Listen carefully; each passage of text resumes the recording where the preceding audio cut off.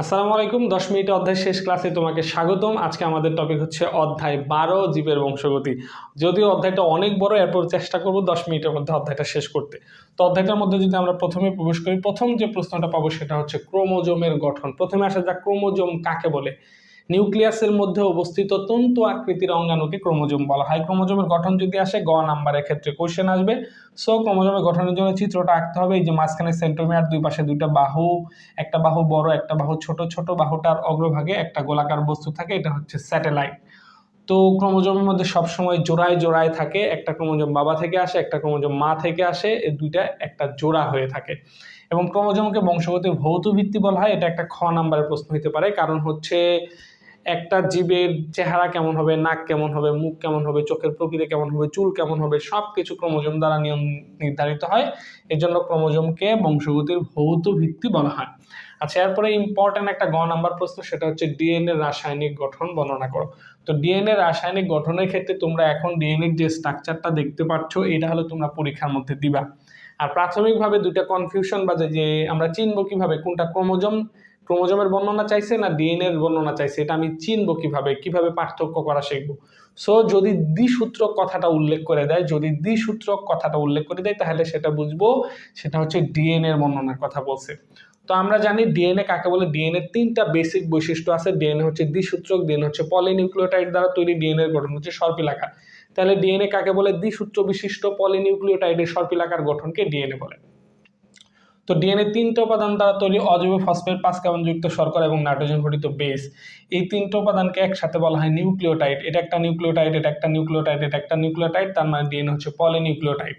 এই যে ডিএনএর একটা সূত্রক দুটো সূত্রকের মধ্যে পার্থক্য হচ্ছে একটা সূত্রক এই দিকে আর একটা সূত্রক এই দিকে। একটা সূত্রকের এডেনিনের সাথে আরেকটা সূত্রকের থায়ামিনের মধ্যে দ্বিবন্ধন তৈরি হয়, একটা সূত্রকের গুয়ানিনের মধ্যে আরেকটা সূত্রকের সাইটোসিনের মধ্যে 3 বন্ধন তৈরি হয়। ডিএনএর এ জি সি টি এগুলো বন্ধন তুমি যদি দাও, তাহলে একটা জিনিস খেয়াল করতে হবে, উল্টাপাল্টা করলে কোনো সমস্যা নাই, বাট টি বরাবর এ মানে সবসময় এ বরাবর টি হবে আর জি বরাবর সি হবে, এটা উল্টাপাল্টা করা যাবে না। এ এবং টি এর মধ্যে হবে দ্বিবন্ধন, সি এবং জি এর মধ্যে হবে 3 বন্ধন। আচ্ছা, এরপরে আসা হচ্ছে ডিএনএ একটা পূর্ণ ঘূর্ণনের দৈর্ঘ্য হচ্ছে 34 আমস্ট্রং, ডিএনএ এর ব্যাস হচ্ছে 20 আমস্ট্রং, একটা নিউক্লিওটাইড থেকে আরেকটা নিউক্লিওটাইডের দূরত্ব হচ্ছে 3.4 আমস্ট্রং। তার মানে একটা পূর্ণ ঘূর্ণনের মধ্যে প্রায় 10টা নিউক্লিওটাইড থাকে। একটা সূত্রকের মধ্যে 10টা থাকে আর দুইটা সূত্রকের মধ্যে টোটাল 20টা থাকে। আচ্ছা ঠিক আছে, এর পরবর্তীতে যে কোশ্চেনটা সেটা হচ্ছে ডিএনএ অনুলিপনের বর্ণনা দাও। ডিএনএ কিভাবে অনুলিপিত হয়? যেমন ধরো এটা একটা ডিএনএ আছে, যে ডিএনএ সূত্রকের মধ্যে কি আছে, এই যে হাইড্রোজেন বন্ধন আছে, হাইড্রোজেন বন্ধনগুলো ভেঙে যায়, ভেঙে দুটো সূত্রক পরস্পর হতে বিচ্ছিন্ন হয়ে যায় এবং হচ্ছে এই যে পুরাতন সূত্রক আছে সে অনুরূপ নতুন সূত্রক তৈরি করে, এবং এভাবে একটা ডিএনএ থেকে দুইটা ডিএনএ হয়। যেহেতু এভাবে একটা পুরাতন সূত্রক আগে থেকে থাকে, নতুন একটা পরিপূরক নতুন সূত্রক তৈরি হয়, এই জন্য এইভাবে ডিএনএ তৈরির প্রক্রিয়াটাকে বলা হয় ডিএনএ অর্ধ সংরক্ষণশীল প্রক্রিয়া। এটা যদি গ নাম্বারে আসে তাহলে অবশ্যই চিত্র দিতে হবে। তো তুমি কোন প্রশ্নের আনসারগুলো কিভাবে দিবা, গ নাম্বারে চিত্র দিবা কিনা, ঘ নাম্বারটা কত সুন্দর করে আনসার করবা, এই জাতীয় যাদের প্রবলেম আছে, যারা সৃজনশীল প্রশ্ন দেখে বুঝো না, ভালোভাবে উত্তর লিখতে পারো না, গুছিয়ে লিখতে পারো না, কখনো 95+, 98+ পাও নাই, যাদের স্বপ্ন আছে 100তে 100 পাওয়ার, তারা এই যে আমার লেখা সহজ বায়োলজি বইটি সংগ্রহ করতে পারো। wafielife.com রকমারি.com-এ পাওয়া যাচ্ছে। ঘরে বসে ক্যাশ অন ডেলিভারিতে নিতে পারো, কোনো সমস্যা নাই। 100তে 100 পাওয়ার জন্য অসাধারণ একটা বই। আর একেবারে আমার কাছ থেকেও নিতে পারো। আমার কাছ থেকে নিতে গেলে হোয়াটসঅ্যাপে আরো বিস্তারিত তথ্য জানতে হোয়াটসঅ্যাপে যোগাযোগ করো, এই যে নিচের দেওয়া নাম্বারে। ওকে, এরপরে হচ্ছে ডিএনএ। এরপরে যে টপিকটা যেটা পরীক্ষার মধ্যে বেশিরভাগ ক্ষেত্রে আসে সেটা হচ্ছে কি, ডিএনএ টেস্টের বর্ণনা দাও। এটা সাধারণত ধর্ষক ধরার জন্য, তারপরে অপরাধী শনাক্ত করার জন্য, তারপরে কি বলে চোর ধরার জন্য এরকম ডিএনএ টেস্ট করা হয়। ডিএনএ টেস্টটা কিভাবে করা হয়, ডিএনএ টেস্টের বর্ণনা যদি পরীক্ষার মধ্যে আসে, যে আমি যেভাবে একটা ছক আঁকছি, এভাবে একটা ছক আঁকবা, এরপর লিখবা চিত্র ডিএনএ টেস্টের বর্ণনা, এভাবে ছক আকারে উপস্থাপন করবা। প্রথমে নমুনা সংগ্রহ করা হয়, নমুনা থেকে ডিএনএ গুলা কেটে পৃথক করা হয়। এরপর হচ্ছে ডিএনএ পৃথক করে ডিএনএটাকে ছোট ছোট টুকরায় করা হয়। ছোট ছোট টুকরা করে দৈর্ঘ্য অনুসারে বিভিন্ন ব্যান্ড আলাদা করা হয় এবং হচ্ছে অটো রেডিওগ্রাফ পদ্ধতিতে এখানে আলো ফেলা হয়। যখন এখানে আলো ফেলে তখন হচ্ছে এই ডিএনএগুলা বিভিন্ন ব্যান্ডগুলা বিভিন্ন কালার দেখা যায়, এই কালার অনুসারে নমুনাটা শনাক্ত করা হয়। তো এইভাবে স্টেপ বাই স্টেপ বর্ণনা দিলে আশা করি এটা 4-এ 4 পাবা ইনশাআল্লাহ। আচ্ছা, এর পরবর্তীতে যে টপিক সেটা হচ্ছে মেন্ডেলের সূত্র। মেন্ডেলের সূত্রটা হচ্ছে কি? মেন্ডেলের সূত্রটা হচ্ছে, ধরো আমরা ক্যাপিটাল টিটাকে যদি লম্বা ধরি এবং এটা প্রকট ধরি, স্মল টিটাকে যদি খাটো ধরি, তো সেটা প্রচ্ছন্ন। প্রকট হলে যেটা প্রকাশ পাবে। সো এটা হলো বিশুদ্ধ বাবা, বিশুদ্ধ মা, এদের যে F1 হলো প্রথম বংশধর হলো, এগুলো সবগুলা লম্বা হলো। কেন লম্বা হলো? এখানে খাটোটাও আছে। খাটোটা কেন হয় নাই? কারণ আমরা প্রকট যেটা সেটাই প্রকাশ পাবে। সো আমরা ক্যাপিটাল টিটা মানে লম্বাটাকে প্রকট ধরছি, অতএব এটা লম্বা হলো। তার মানে আমরা যদি স্মল টিটাকে খাটোটাকে প্রকট ধরতাম তাহলে এটা খাটো হতো। এখন এই যে আমরা সাজাইলাম সেটা হচ্ছে, এই যে এটা হচ্ছে বাবা, এটা হচ্ছে মা, আমরা কি করলাম? বাবা মায়ের জিনগুলা সাজালাম। তাহলে এই যে এটাকে বলে চেকার বোর্ড।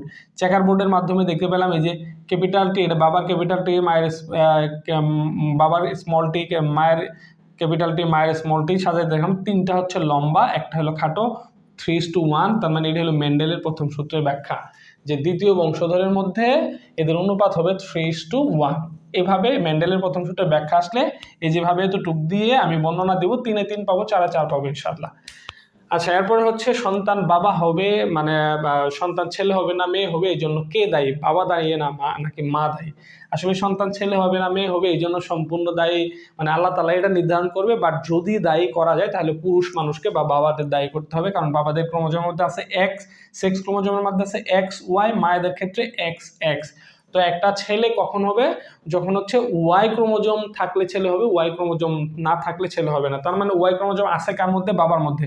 অতএব সন্তান ছেলে হবে না মেয়ে হবে, এই জন্য সম্পূর্ণ দায়ী হচ্ছে বাবা। তো এইটা আসে যে সন্তান ছেলে হবে না মেয়ে, ওই জন্য কেই দায়ী? তাহলে এই যে এভাবে যে স্ট্রাকচারটা এখন দেখতেছো হুবহু এভাবে উঠায় দিয়ে তারপর বর্ণনা দিবা।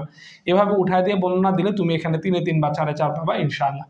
আচ্ছা, এর পরবর্তীতে হচ্ছে অধ্যায়ের মধ্যে যদি আমরা প্রবেশ করি তাহলে এখানে আমরা আরো পাবো হচ্ছে কি, এখানে পাবো সবচেয়ে গুরুত্বপূর্ণ জিনিস, দুইটা রোগ, ইম্পর্টেন্ট দুইটা রোগ পাবো। একটা হচ্ছে কালার ব্লাইন্ড আর একটা হচ্ছে থ্যালাসেমিয়া। তো কালার ব্লাইন্ড হচ্ছে কি বর্ণান্ধতা, নির্দিষ্ট রঙের পার্থক্য বুঝতে না পারা। তো এটা হচ্ছে কি বর্ণান্ধতা। মেয়েরা সাধারণত কালার ব্লাইন্ডের ক্ষেত্রে মেয়েরা 3 ধরনের হয়, একেবারে বিশুদ্ধ, এটা হলো বাহক, এটা হচ্ছে বর্ণান্ধ। মেয়েদের বর্ণান্ধ হওয়ার জন্য হচ্ছে দুইটা সেক্স ক্রোমোজোম, এই যে এক্স ক্রোমোজোম, দুইটা এক্স ক্রোমোজোমে যদি বর্ণান্ধতা হয় তাহলে সে বর্ণান্ধ হয়ে যাবে। কিন্তু একটা যদি ভালো এক্স থাকে তাহলে সে বর্ণান্ধ হবে না। যেমন এখানে দুইটা, এটা ভালো, এখানে একটা বর্ণান্ধতা থাকলেও একটা কিন্তু ভালো এক্স আছে, যার কারণে সে বর্ণান্ধ হবে না। আবার ছেলেদের ক্ষেত্রে এক্স আছে মাত্র একটা, ওইটা যদি বর্ণান্ধতার হয়ে যায় তখন কিন্তু ওই ছেলেটা বর্ণান্ধ হয়ে যায়। অতএব হচ্ছে এই ছেলেটা একেবারে সুস্থ, এই ছেলেটা একেবারে বর্ণান্ধ। তার মানে দেখো মেয়েরা বর্ণান্ধ কম হয়, কারণ হচ্ছে মেয়েদের দুইটা এক্স, আর ছেলেরা বর্ণান্ধ বেশি হয় কারণ ছেলেদের মাত্র একটা এক্স। সো এটাও কিন্তু পরীক্ষার মধ্যে আসতে পারে, মেয়েরা কেন বর্ণান্ধ বেশি হয়, ছেলেরা কেন মেয়েরা কেন বর্ণান্ধ কম হয়, ছেলেরা কেন বর্ণান্ধ বেশি হয়। ওকে, এরপরে এটা যদি আমরা যে কোনোভাবে, এটা অনেকভাবে এটা চেকার বোর্ড আসতে পারে, এখান থেকে এমসিকিউ হইতে পারে, সৃজনশীলের ঘ নাম্বার প্রশ্ন হইতে পারে, বিভিন্নভাবে দিতে পারে যে বাহক মায়ের সাথে সুস্থ বাবার যদি ক্রস হয় তাহলে কত % সন্তান বর্ণান্ধ হবে না কি হবে, অথবা সুস্থ মায়ের সাথে বর্ণান্ধ বাবার যদি ক্রস হয় তাহলে কত % সন্তান, কেউ বিভিন্নভাবে দিতে পারে। জাস্ট আমি এখানে একটা দেখাইছি, এটা হচ্ছে বাহক মা, এই যে মা এক্স এক্স প্রাইম, এটা হলো বাহক মা, আর হচ্ছে সুস্থ বাবা। এদের মধ্যে ক্রস করলে দেখা গেছে যে এটাও সুস্থ হইলো, এই মেয়েটা সুস্থ হইলো, এই মেয়েটা হচ্ছে বাহক হয়েছে, এই ছেলেটা সুস্থ হয়েছে, এই ছেলেটা বর্ণান্ধ হয়েছে। তার মানে বাবা যদি সুস্থ হয়, মা যদি বাহক হয়, তাহলে কিন্তু কোনো মেয়েই কিন্তু বর্ণান্ধ হচ্ছে না। আবার ছেলেদের মধ্যে 50% ছেলে কিন্তু বর্ণান্ধ হয়ে যাচ্ছে। এখানে কিন্তু বিভিন্নভাবে কোশ্চেনটা হতে পারে, কত % মেয়ে বর্ণান্ধ হবে? কোনো % মেয়ে বর্ণান্ধ হবে না। কত % মেয়ে বাহক হবে? এই যে দুইটার মধ্যে একটা বাহক হয়েছে, 50% মেয়ে বাহক হবে। আবার যদি বলে সন্তানদের মধ্যে কত % বর্ণান্ধ হবে, চারটা সন্তানের মধ্যে একটা বর্ণান্ধ হয়েছে, তার মানে 25% বর্ণান্ধ হবে। আবার যদি বলে ছেলেদের মধ্যে কত % বর্ণান্ধ হবে, দুইটা ছেলের মধ্যে একটা বর্ণান্ধ হয়েছে, মানে 50% ছেলে বর্ণান্ধ হবে। এভাবে নিজেদের মতো করে গুছিয়ে নেবে। আর আমার সহজ বায়োলজি যাদের কাছে আছে, এগুলো বিভিন্ন ক্যাটাগরিতে অনেকগুলো দেখানো হয়েছে, কোনো সমস্যা নাই, তারা তো সর্বেসর্বা দুধে আলতা ইনশাআল্লাহ। এরপরে দেখো থ্যালাসেমিয়া, যেটা তো এখানে থ্যালাসেমিয়া ধরো হচ্ছে ক্যাপিটাল আরটাকে ভালো ধরলাম, স্মল আরটাকে থ্যালাসেমিয়া ধরলাম। তার মানে এটা হচ্ছে বাবা, এটা যদি বাবা হয়, তাহলে এই বাবাটা হচ্ছে বাহক, এটা যদি মা হয়, এই মাটাও হচ্ছে বাহক। কারণ থ্যালাসেমিয়া হওয়ার জন্য দুইটা জিনই থ্যালাসেমিয়া রোগে আক্রান্ত হলে তাহলে সে থ্যালাসেমিয়া হবে। বাট যদি একটা ভালো থাকে তাহলে সে থ্যালাসেমিয়া হবে না, সে বাহক হবে। তার মানে সেও বাহক। এদের যে গ্যামেট করা হলো এবং যে সন্তান হলো, এই সন্তানটা একেবারে স্বাভাবিক হলো, এই সন্তানটা বাহক হলো, এই সন্তানটা বাহক হলো, এই সন্তানটা রোগী হলো। তার মানে হাজব্যান্ড এবং ওয়াইফ, বাবা এবং মা দুইজনের মধ্যেই যদি থ্যালাসেমিয়া, দুইজনই যদি থ্যালাসেমিয়ার বাহক হয়, সেই ক্ষেত্রে তাদের কিন্তু 4টা সন্তানের মধ্যে একটা সন্তান থ্যালাসেমিয়ার রোগী হওয়ার সম্ভাবনা আছে। তার মানে 25% রোগী হওয়ার সম্ভাবনা আছে। 4টা সন্তানের মধ্যে 2টা সন্তান বাহক হওয়ার সম্ভাবনা আছে, মানে 50% বাহক হওয়ার সম্ভাবনা আছে। 25% একেবারে বিশুদ্ধ স্বাভাবিক হওয়ার সম্ভাবনা আছে। সো থ্যালাসেমিয়া আক্রান্ত হবে কিনা, থ্যালাসেমিয়া কিভাবে বাবা মা থেকে সন্তানের মধ্যে স্থানান্তরিত হয়, এই টাইপের প্রশ্ন হইলে এই টাইপের একটা হচ্ছে ছক দিয়ে তারপর বর্ণনা দিব, তাহলে 4-এ 4 পাবো। একটা কথা আমি বারবার বলতেছি, দেখো 10 মিনিটের মধ্যে অধ্যায়টা শেষ করে ফেলছি। আর এখন শুধু আছে হলো বিবর্তন বা জৈব অভিব্যক্তি। বিবর্তন বা জৈব অভিব্যক্তি যে অংশটা, এটা শুধু বাদ থাকলো। এখান থেকে তুমি যেটা পড়বা সেটা হচ্ছে বিবর্তন বা জৈব অভিব্যক্তি কাকে বলে, এই সংজ্ঞাটা পড়বে এবং প্রাকৃতিক নির্বাচন বলতে কি বোঝায়। তো ডারউইনের প্রাকৃতিক নির্বাচন হচ্ছে প্রত্যেকটা জীব নতুন নতুন পরিবেশে নিজেকে খাপ খাইয়ে নিতে চায়, নিজেকে খাপ খাইয়ে নেওয়ার প্রবণতা আছে। যে পরিবেশের সাথে খাপ খাইতে পারে সে টিকে থাকে, যে খাপ খাওয়াইতে পারে না সে বিলুপ্ত হয়ে যায়। এটাই হচ্ছে প্রাকৃতিক নির্বাচন। আরেকটা হচ্ছে পৃথিবীতে কিভাবে প্রাণের সঞ্চার হয়েছিল, এটার জন্য তোমরা স্ক্রিনে যে উত্তরটা দেখতে পাচ্ছ, এটা হলো একেবারে এক্স্যাক্টলি সুন্দর একটা উত্তর, যেটা হচ্ছে আমার সহজ বায়োলজি বই থেকে তোমাদের দেখানো হয়েছে। তোমরা চেষ্টা করবে এই কোশ্চেনের আনসারটা এভাবে করার জন্য। আরেকটা কথা হচ্ছে, তোমরা বই থেকে আরো একটা টপিক তোমরা একটু ভালো করে পড়ে নিবা, যেটা হচ্ছে আমি সময় সংকীর্ণতার কারণে বলতে পারলাম না। সেটা হচ্ছে বইয়ের মধ্যে যে বিভিন্ন ধরনের সংগ্রামগুলো আছে, এই সংগ্রামগুলো একটু ভালো করে পড়ে নিবা। সো এই হচ্ছে অধ্যায় 12। আশা করি অধ্যায়টা 10 মিনিটের মধ্যে ক্লিয়ার হয়ে গেছে এবং তোমার একেবারে রিভাইজ হয়ে গেছে। সো ভালো থাকো, সুস্থ থাকো, আবার অন্যদিন অন্য কোনো অধ্যায় নিয়ে দেখা হবে। আসসালামু আলাইকুম। আরেকটা কথা, সেটা হচ্ছে সহজ বায়োলজি বইটা কিন্তু সংগ্রহ করবা, দিন শেষে তোমারই লাভ হবে। অ্যাটলিস্ট যেখানে 70 পাওয়ার কথা সেখানে তুমি 80 পাবা, যেখানে 80 পাওয়ার কথা সেখানে 90 পাবা, যেখানে 90 পাওয়ার কথা সেখানে 98 পাবা ইনশাআল্লাহ।